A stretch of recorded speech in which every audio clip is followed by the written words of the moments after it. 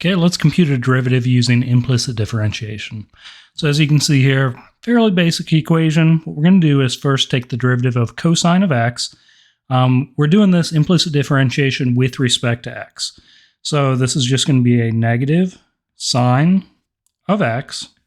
Now, being that it's with respect to x, we could put a dx next to this because our variable was x, but dx over dx means the same thing as 1, so we'll leave that part off.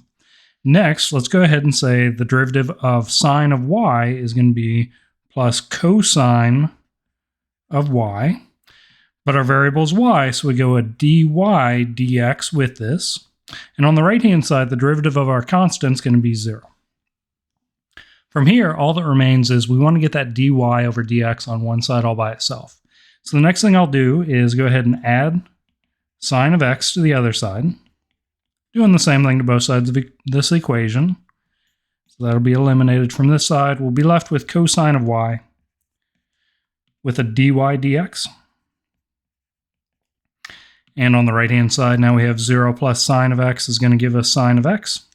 And to wrap this up, we're going to get dy over dx all by itself by dividing both sides by cosine of y.